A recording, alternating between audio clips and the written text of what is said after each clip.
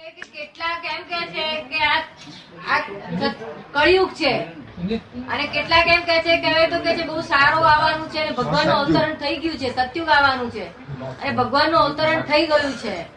તો અમારા જેવાને એમાં શું સાચું માનવું કે છે? આપડે તો આશાવાદી ને, જો આશાવાદી હોય તો અવતરણ શરૂ થઈ ગયું છે એવું નક્કી કરવું આપડે. નિરાશાવાદી હોય તો ખલાસ થઈ જવાના છે એવું માનવું. તમે આશાવાદી છે કે નિરાશાવાદી? આશાવાદી તો છે જ. કેટલીક વાર એવું થાય છે કે સારી રીતે આશાવાદી જ છીએ, પણ કેટલુંક આજુબાજુમાં એવું જોઈએ છે. આ કળિયુગ નો એન્ડ આવી રહ્યો છે. કળિયુગ નો એન્ડ આવી રહ્યો છે, સમજ ને? એટલે સારો યુગ આવવાનો છે, સારો યુગ આવવાનો છે. પણ દરરોજ જીવીએ છે એમાં એવું જોઈએ છે કે સારી રીતે જીવતા હોય એના કરતા ખરાબ કાયદાઓનો ભંગ કરીને જે જીવતા હોય એ લોકોનો કંઈક વધુ ભૌતિક રીતે જીવી શકે. અને અમને કોઈક વાર મનમાં એવું થાય કે સત્યુગ આવવાનો કે છે ને તે ખરું છે, એમને કઈક દેખાયું છે એ લોકોને, પણ સત્યુગ ના કરતા કઈ ઊંચો કાળ આવવાનો છે, સમજ ને? બહુ સારો કાળ આવી રહ્યો છે. પણ હમણાં 10 વર્ષ જરા અડચણ બહુ પડશે, જબરદસ્ત અડચણ પડશે. જિંદગી જોખમમાં છે આપણે 10 વર્ષ તો, સમજ ને? પછી આવી ગયો છે, 25 વર્ષ પછી આવે છે.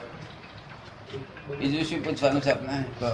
આ જે આજુબાજુનો જે સંસાર ચાલી રહ્યો છે એની અંદર કેટલીક વાર કેટલાક લોકો એવું પણ દેખાય કે કઈક એવી રીતે જીવન ગુજારતા હોય છતાં પણ એમની જિંદગી આગળ ચાલતી હોય ને શાંતિથી જીવતા હોય એને દુઃખ પડતા હોય. એટલે કેટલીક વાર ભગવાન જેવી શ્રદ્ધા છે કે આ શું ચાલી રહ્યું છે, કોઈ જોનાર છે કે એવું પણ લાગે તો હોય તો આપણે મનમાં લાગણી એના માટે બહુ રાખવી, પણ ભોગવે છે એ કાયદેસર ભોગવે છે. જે ભોગવે એની ભૂલ છે. શેની ભૂલ છે? જે દુઃખ ભોગવે તેની જ ભૂલ છે. આપણે લાગણી રાખવી, ભૂલ એની કાઢીને આપણે નિષ્ફળ નહીં થઈ જવાનું. આપણે લાગણી રાખવી જોઈએ, સમજ ને? ભલે એની ભૂલ ભોગવતો હોય પણ આપણે લાગણી રાખવી. આપણે મનુષ્ય છે, શું છે? સમજ પડે ને? આ એમનો હિસાબ છે, સમજાયું ને? ગામડામાં કેટલા લોકો આખો દિવસ મહેનત કરતા 5 રૂપિયા મળે છે. ગામડામાં આખો દાડો લોકો મહેનત કરે પણ 5 રૂપિયા જ મળે કે છે. મહેનતમાં મળે જ નહીં. કલાકમાં ના જાય ઓફિસે તો મહેનતમાં મળે જ આ ભગવાન કેમ આટલી મોટી અને કે કોક કે છે કલાક ઓફિસમાં જતો હોય ને બહુ કમાય, કે હવે ભગવાને આવો ડિફરન્સ કેમ રાખ્યો? ના, ડિફરન્સ નહીં રાખ્યો, ભગવાન નહીં રાખ્યો. એ એનો હિસાબ છે અને પેલો એનો હિસાબ છે. પેલો મહેનત કરે તો ઠેકાણ ના પડે, અને વળી મનુષ્ય તો મહેનત કરે તો 5 રૂપિયા મળે છે, અને આ જાનવર તો મહેનત કરતા કશું મળતું નહીં બિચારા. તોય આખો દાડો મહેનત કરવાની. મહેનત કરવાનું એ પાપનું ફળ છે, અને મહેનત વગર મજા બધા કરવા એ પુણ્યનું ફળ છે. પુણ્ય અને પાપ બેનો અમલ છે. તમને નહીં લાગતું કે પુણ્ય ભોગવી રહ્યા લોકો? એ ભોગવી રહ્યા છે તો દેખાય છે, પણ એને પુણ્ય કર્યા તો એ ક્યાં દેખાય? ભોગવી રહ્યા છે, પુણ્ય ભોગવી રહ્યા છે એવું દેખાય, પણ પુણ્ય કર્યું હોય એ ક્યાં દેખાય છે? આ દેખાય છે ને, આ કલાકમાં છતાં સાહેબ છે કેટલો પગાર લે છે. એ તો ભોગવે છે પણ એને અગાઉ કર્યા ઇફેક્ટ છે, એના બધી કોઝિસ ખબર છે? આ ઇફેક્ટ છે કે તે પુણ્ય ભોગવે. મજૂરો માથે તગારો લે છે મજૂરો, તો એ હોજે થતા પેલા કંટ્રાક્ટર ને કે મને મારા પગારના રૂપિયા આલો, જતો રે ઘરે આવું ગાડી મેળે વળે 15 મળશે, હમણાં આજ નહીં મળે. ખાવાનું લાવવું હોય તો ના મળે, મહેનત કરતા ના મળે ને. પેલા વગર મહેનત મજા કરે છે. આપડા તરણ સિંહ જોર વડાપ્રધાન થયા છે.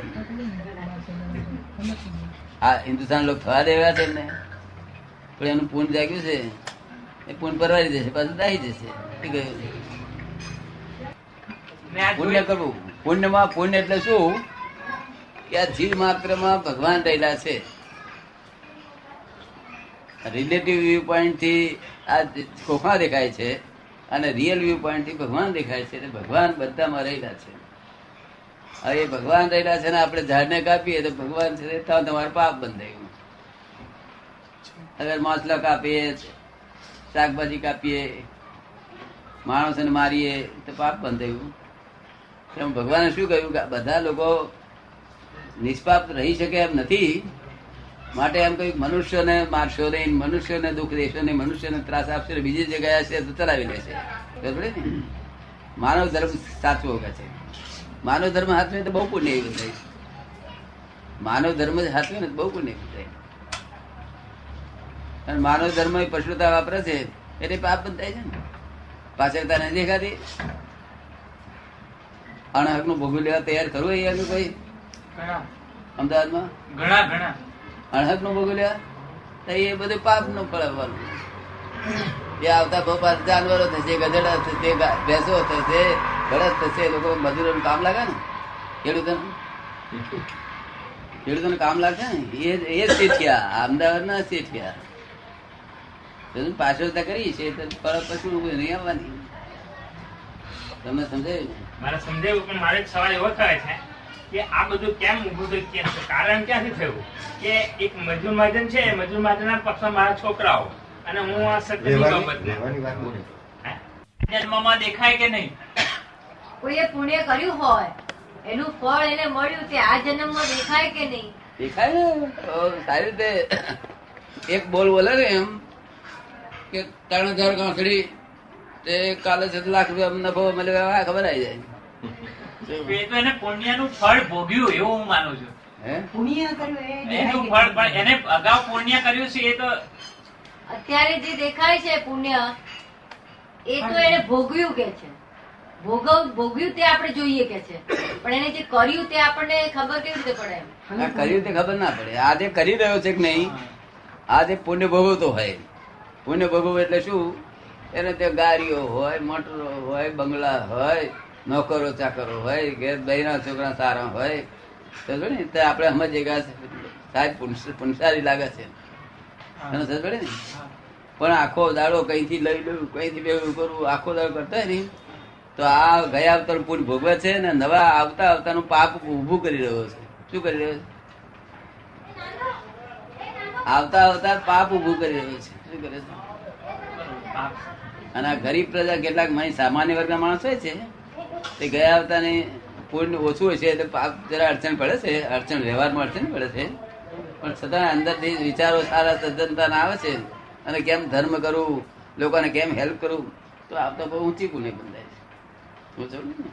એટલે આપણે જ બીજ નાખે છે. આનું જગત બ્રહ્મ સ્વરૂપ છે આ. કોઈ એમાં જરાય કોઈને કંચિત માત્ર દુઃખ ના થાય. તમે દુઃખ થાય કોઈ આપી જાય લઈ લેજો, સ્વીકારી લેજો, પણ કોઈને દુઃખ થાય એવો પ્રયત્ન ના હોવો જોઈએ, એવો ભાવ પણ ના હોવો જોઈએ. તમને કોઈ દુઃખ આપે તો તમને કોઈ માણસ કહે કે મને આ માણસે 2 લાતો મારી અને મને પૂછવા આવે કે આનો શું ન્યાય છે, તો હું કહું કે 2 કેમ આપી?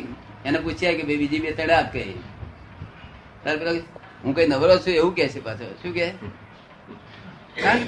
કારણ કે તમારો હિસાબ છે 2 આપેલી એટલી જ 2 પાછી આપે, એથી વધારે કોઈ પાછું આપે એટલે જમે જ કરી દેવું તરત જ કે ભાઈ બહુ સારું થયું, મારું ચોપડા ચોખ્ખા થયા, આવે તમે આપી ગયા, ચા પીને જાવ ગઈ. શું કહ્યું? 2 ગાળો આપે તને ચા પીને કાઢવા, ચોપડા ચોખ્ખા થઈ જાય ને. તમને કેમ લાગે? બરોબર. પછી નહીં તો પછી આપડે 2 આલી જાય, એ ગયા આવતા 2 પાછું આપી ગયો, પછી ઉપરથી આપડે 5 ધીરીએ તો પછી લેવા સારું બે પડે ચોપડા ચિત્ર. તમને આ લોકો શું એવું જ કરે છે ને? 2 પેલા પાછા આવે તો 5 આપી આવે ને. કેટલાક સમજુ માણસ નહીં કરે. શું કે ગમ ખાઈને બેસી રહે છે. સમજ ને?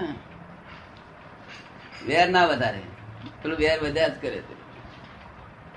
તમારે કશું દુઃખ છે? કઈ દુઃખ તો કોઈક વાર લાગે, બાકી ખાસ દુઃખ નથી. ભગવાનની બહુ મોટી મહેરબાની છે. કોક વાર લાગે દુઃખ, બાકી નહીં તો ભગવાનની બહુ મહેરબાની છે. શેમાં દુઃખ લાગે છે? શામાં લાગે છે? બને કરવી બને તો, અને પૈસાથી હેલ્પ કરવી એવું નિયમ નથી. પાછો ધક્કો ખાઈ શકાય અને બુદ્ધિથી સમજણ પાડી શકાય. અડચણમાં આવ્યો તો બધી રીતે હેલ્પ કરવી કોઈ પણ રસ્તે, માનસિક, વાચિક, કાય કે ગમે તે રસ્તે. ધનથી, ધન હોય તો ધન આપવું, હેલ્પ કરીએ તો એને શાંતિ થાય કે ના થાય? એને એવું તમને પ્રત્યેક મદદ તો કરવી જોઈએ. મદદ પણ કરવી. મદદ કરવી જોઈએ કે દાદા એમ પૂછ્યું કે એમ કરવાથી એને શાંતિ થાય કે નહીં, એ પૂછે છે. એનો જવાબ આપો. તમારે શાંતિ શાંતિ તો થાય? થાય. હા, એમ પૂછે છે. શાંતિ પણ એ તો તત્ક્ષણ પૂરતી જ થાય ને. થોડોક વખત શાંતિ થાય કોઈકને આપણે મદદ કરીએ, પણ જે કોઈકને મદદ કરીએ તો થોડી વાર શાંતિ લાગે આપણને એમ. એને ના, પણ એને સમાન શાંતિ થતી છે ને. હા થાય. અમારે શાંતિ થાય તે ઘડે આપણને આનંદ થાય બરાબર ને. અને અમારે દુઃખ કરીએ ને ત્યારે આપણે અજંપો આપણને હોય. આપણને અજંપો થાય તો જાણવું કે અમારે દુઃખ થઈ રહ્યું છે. મને અજંપો થતો નથી, હું જાણું કોઈને મારાથી દુઃખ થયું નથી. ભોગવ્યાની ભૂલ વાળું છે આ જગત. કોણ ભોગવી રહ્યું છે એની ભૂલ છે.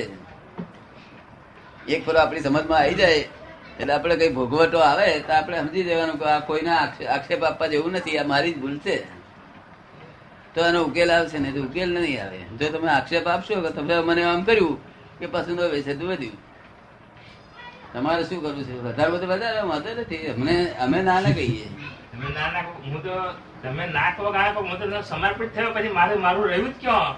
કે તમે નાખો કે આખો પણ હું તો તમને સમર્પિત થઈ ગયો એટલે મારું રહ્યું જ ક્યાં કશું. જો સુખ થાય એમ વર્તવું. આપણે પોતાને વેર ના વધે, વેર ના વધે એટલે મોક્ષ થવાનો એ નક્કી. જેને વેરના પગલા બંધ કર્યા એ મોક્ષ થયો નક્કી. કિંચિત માત્ર તરફોડ પણ ના વાગવી જોઈએ. શું કહ્યું? તરછોડ પણ ના આવે. હા. આમ ભિખારી લોકો ભીખ માંગવા તેને તરછોડ ના વાગવી જોઈએ. શું કહ્યું? આપડા લોકો તરછોડ નહીં, ઉપરથી બે ધોળો મારી દે છે. નહીં મારતા? હા, આવું ના હોવું જોઈએ. વેર જ બંધાય છે. એ જ ભિખારી બીજે અવતાર છે તે પેલા હાથ થઈને ડંક મારે. શું કહ્યું? હા. અત્યારે તે નિર્બળ છે એટલે કશું ના કરી શકે. બીજે વાર અવતાર બળવાન થઈને જ મારે. શું સાપ જેવો બળવાન થઈ અને પછી મારે. એક જ બચકાથી મારી નાખે. શું કહ્યું? માટે આનો આ ભગવાન સ્વરૂપ છે, આ ભગવાન જ છે બધું. માટે ભગવાન જોઈને જ ચાલો ને.